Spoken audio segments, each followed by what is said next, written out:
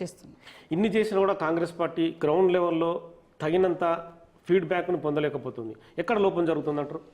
Local body elections లేకపోవడం, local ప్రజాప్రతినిధులు మాకు అంటే అందుబాటులో లేక కూడా కొద్ది ఇబ్బంది అవుతుంది.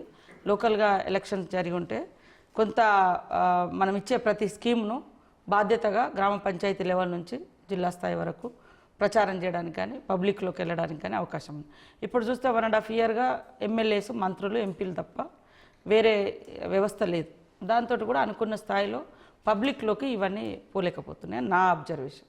అంటే చాలా పథకాలను ప్రవేశపెట్టడానికి కాంగ్రెస్ పార్టీ ప్రయత్నం చేస్తుంది. కులగణన కావచ్చు, బీసీ జనగణన కావచ్చు, ఇంకా రకరకాల ఇష్యూను ఏదో ఎస్సీ వర్గీకరణకు సంబంధించి కావచ్చు.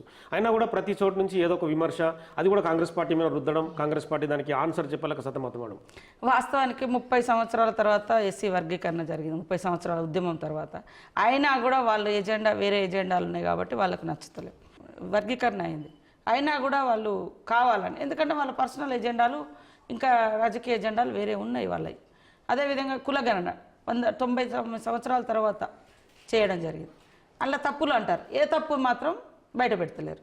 ఎందుకంటే బీఆర్ఎస్కు బీజేపీకి మేము చేసినవన్నీ కూడా పబ్లిక్ రీచ్ అయ్యేటువంటి, వాళ్ళ ప్రజల యొక్క ఆకాంక్ష నెరవేర్చేటువంటి కార్యక్రమాలు వాళ్ళకు నచ్చవు. మేము ఏం స్కీమ్ మొదలుపెట్టినా వెంటనే రివర్స్ స్టార్ట్. అక్కడో ఇక్కడో కొంతమందికి కాకపోవచ్చు, రుణమాఫీ కానోళ్ళు ఉంటారు, లేదా కొంతమంది గ్యాస్ సిలిండర్ అందని వాళ్ళు ఉంటారు, కొంతమందికి కరెంటు కనెక్షన్ రానటువంటి వాళ్ళు, ఏది 200 యూనిట్ రాను అది ఉంటుంది. అక్కడ లోకల్గా కొంచెం సర్టిఫికెట్స్ కానో లేదా ఇంకా రకరకాలు ఏదో ఉంటాయి, వాటిని పట్టుకొని ఎక్స్పోజ్ చేస్తున్నాం. కానీ ఇంత బ్రాడ్గా ఇంతగా గతంలో ఏ ప్రభుత్వం ఇవ్వలేదు, కేసీఆర్ ఇవ్వలేదు, మోడీ ఇవ్వడం లేదు. అయినా కూడా పదే పదే విమర్శలు. వాళ్ళు ప్రత్యేకంగా కొన్ని యూట్యూబ్ ఛానల్స్ పెట్టుకొని లేని ఉన్నట్టుగా, ఉన్నాయి లేనట్టుగా. ఎంత దుర్మార్గం అంటే వాళ్ళ ప్రచారం, అబద్ధాల మీద అబద్ధాలు. ఇప్పుడు మీరు నా దగ్గర వచ్చి ఫోటో దిగిపోయారు, మీ మీద ఏదో చిన్న ఆరోపణ వచ్చింది, సీతక్కనే చేయించిందంటే పెడతారు. అందులో ఏమన్నా అర్థం ఉందా? అంటే అది ఎంత ఘోరం అంటే, మొన్న మేము మేడారం పోయినాం జాతర దగ్గర. ఆడ మినీ జాతర, పబ్లిక్ ఎక్కువ ఉండరు, ఆపాల్సిన అవసరమే లేదు. మీరు ఉన్నారని చెప్పి ఆపారని చెప్పి జస్ట్ 10 మినిట్స్. నేను తర్వాత సిసి కెమెరాలు అక్కడ ఉన్నాయి, 10 మినిట్స్ 10-17 నిమిషాల నుంచి 10-27 నిమిషాలల్లో 2 గద్దెలు, సమ్మక్క సారలమ్మ గద్దెలు ఎక్కి దేవు తల్లులకు మొక్కులు చెల్లించుకొని ఆ గద్దెలకు చీరలు కట్టాలని మేము ఆ టైం తీసుకున్నాం.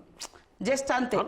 పోయినసారి కూడా నా తల్లిదండ్రులు వస్తే నేను మంత్రిగా ఉండి మా అమ్మ నాన్న జనంలో దర్శనం చేసుకొని వెళ్ళిపోయారు ముసలోళ్ళు, సింపుల్గా.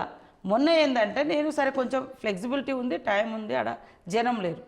అప్పుడు బీఆర్ఎస్ ఛానల్ వాళ్ళు కొద్దిమందిని బెల్లం దొంగలని అంటారు, వాళ్ళు ఎవరో మరి ఆ లేడీస్ ఎవరో వాళ్ళు ఎవరో తీసుకొచ్చి 3 గంటలు ఆపిరు మీరు అని అనిపించి ఆ ఫోటో పెట్టారు. వాళ్ళే ఎక్కడ వీడియో తీస్తున్నా, నేను చూస్తూనే ఉన్నా, ఆయన చూస్తూనే ఉన్నా ఏం తీస్తున్నారని. 3 గంటలు అంటే డిఎస్పీ ఏంది 3 గంటలు లేదు ఎందుకు ఆపిరు అని అంటే, 3 గంటలు లేదు మేడం అని మొత్తం తీస్తే 10 నిమిషాలు. అంటే ఎట్లా అంటే మన మీద మనకే డౌట్ వచ్చేటట్టుగా, అంటే మేము వస్తున్నామని 3 గంటలకి ఇట్లా ఆపిరా ఏంది అనే డౌట్ వచ్చేటట్టుగా చేసారు. మొత్తం నేను తీస్తే 10 నిమిషాలు ఆపారు. అంటే ఇట్లాంటివన్నీ కూడా వాళ్ళు దాని మీద నమ్ముకొని చేస్తామని. మొన్న ఎవరో హుజూర్ నగర్ మేము ఎప్పుడో జానారెడ్డి గారి ఎన్నికల కోసం పోయినప్పుడు అక్కడ ఒక పిల్లగాడు పరిచయం అయ్యిండు, ఫోటో దిగిండు, సీఎం రేవంత్ రెడ్డి గారికి బోకే ఇచ్చిండు. అవి పట్టుకొని వీళ్ళకి సన్నిహిత కొద్దిమన్నా సిగ్గు లజ్జ ఉండాలి కదా ఇట్లాంటి మాటలు అంటప్పుడు పెట్టేటప్పుడు. ఒక విషయాన్ని పదే పదే అబద్ధాలను చేస్తే జనం నిజం అనుకుంటారు, కానీ నీకు నైతిక విలువ అనేది ఉండాలి కదా.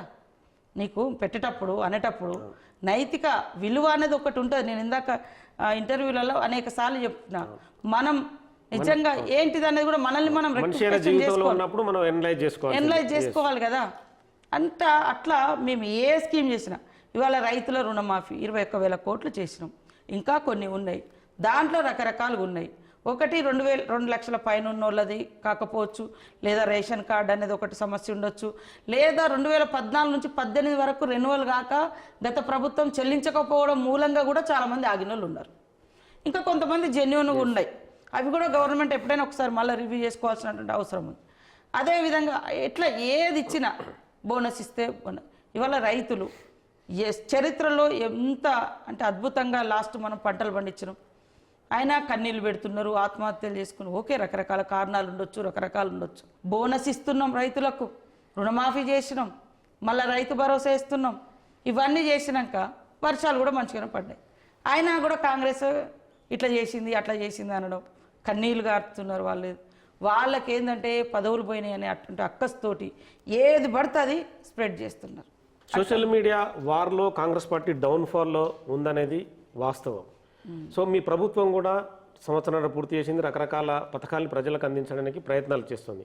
కానీ ఎందుకు మళ్ళీ అప్ తీసుకురావడానికి ప్రయత్నం చేయకపోవడానికి ఎక్కడ లోపం ఉంటుందండి? బీఆర్ఎస్ బీజేపీ వాళ్ళేమో వాగుడు బిజీలు ఉన్నారు, అదే బిజీ వాళ్ళది. మేమేమో వర్క్ బిజీలు ఉన్నాం. ఊళ్ళల్లో ఈ స్కీమ్ ఓపెన్ చేయాలి, ఆ స్కీమ్ పెట్టాలి, ఈ వర్క్ ఓపెన్. మీరు చూడండి, వేల కోట్ల రూపాయల వర్కులు నడుస్తున్నాయి. రోడ్స్ కానీ, ఇన్ఫ్రాస్ట్రక్చర్ కానీ, మరి ఉద్యోగాలు కానీ, తర్వాత స్కీమ్స్ కానీ చాలా అద్భుతంగా నడుస్తున్నాయి. వాళ్ళు ఏంటంటే మొన్న ఎవరు నిన్న కేటీఆర్ అంటారు 10 ఏళ్ళు స్వర్ణయుగం ఉండే, ఇప్పుడు అంతా గంద చేసి. స్వర్ణయుగం అయ్యా నీకుంది, నీ కుటుంబానికి ఉంది, ఎవరికి లేదు. స్వర్ణయుగం ఉంటే మరి ఎందుకు మారుద్దురు? స్వర్ణయుగం ఇస్తే ప్రజలు మార్చారు కదా, ప్రజలు మార్చారు కదా. ప్రజలు మార్చుతున్నట్ట వాళ్ళు ఏదో చేసి తప్పు చేసినారంటారు. అది కూడా వీళ్ళ తప్పులు వీళ్ళు తెలుసుకుంటలేరు, తప్పులు చేసిరంటారు. కాబట్టి మీ తలకాయ కాళ్ళు ఎక్కడో ఉండేటవి. మీరు ఎక్కడ కింద భూమి మీద లేరు. 10 ఏళ్ళు మీకు స్వర్ణయుగం నడిచింది, పబ్లిక్ జరగలే. అందుకనే మాకు అవకాశం ఇచ్చారు. కాబట్టి ఇప్పుడు మేము అద్భుతమైనటువంటి స్కీమ్స్ పేదవాళ్ళు, అరే బస్సు పెడితే క్యాబరెట్ డ్యాన్సులు చేసుకోండి అని అన్నారు. బస్సు పెడితే ఆడోళ్ళు కొట్టుకుంటారు అంటే పెట్టొద్దు అని. అందుకని లేడీస్ అర్థం చేసుకోవాలి, ఈ స్కీమ్ ఎవరి కోసం పెడుతుంది. నువ్వు ఎక్కకుంటే ఎక్కకు, కానీ అవసరం ఉన్న వాళ్ళని కూడా తిట్టడం. చాలా మంది ఇప్పుడు మీ ఇంట్లోనే ఉంటారు, మీరు ఇక్కడన్నారు, ఆడవాళ్ళు ఇంట్లో ఉన్నారు, ఎవరో చనిపోయారు, అర్జెంటుగా పోవాలి, లేదా బిడ్డ స్కూల్ కాడ ఏదో అయింది ఏడుస్తుంది, వెళ్ళాలి, రూపాయి లేకుండా వెళ్ళగలుగుతుంది కదా. ఇప్పుడు అట్లాంటి అర్జెంట్ అనేది ప్లానింగ్తో ఉండేది కాదు. అర్జెంట్ అనేది సడన్గా వస్తుంది, సడన్గా రూపాయి చేతులు ఉండదు, వెళ్తూ ఉంటారు. దాన్ని కూడా కించపరిచారు. అర్థం చేసుకోవాలి మహిళా లోకం. ఇవాళ గ్యాస్, ఇవాళ బీజేపీ నాయకులు గొప్పగా పెద్దగా మాట్లాడుతున్నారు. 1200కి ఇస్తారు, వాళ్ళు ఎందుకు తగ్గిస్తలేరు? వాళ్ళు భావోద్వేగాలతో రాజకీయాలు పొందుతున్నారు. కానీ వాళ్ళు 10 ఏళ్ళలో ఏమి ఇచ్చారు? వీళ్ళేమి ఇచ్చారు, వాళ్ళేమి ఇచ్చారు? మేము 56,000 ఉద్యోగాలు ఇప్పుడు ఇవి ఇచ్చినాం. రేపు మాకు మళ్ళీ అంగన్వాడీ దాదాపు 14-15 ఉద్యోగాలు ఇవ్వబోతున్నాం. ఇంకా నోటిఫికేషన్స్ ఇస్తున్నాం. కారుణ్య నియామకాలు అనేకం చేపడుతున్నాం.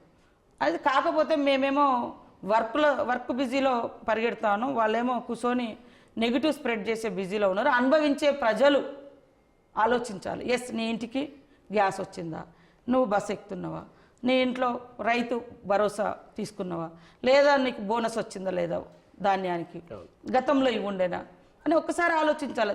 దరిద్రం ఏదంటే 80% బీఆర్ఎస్ నాయకులు అన్నీ రైతు రుణమాఫీ అయింది.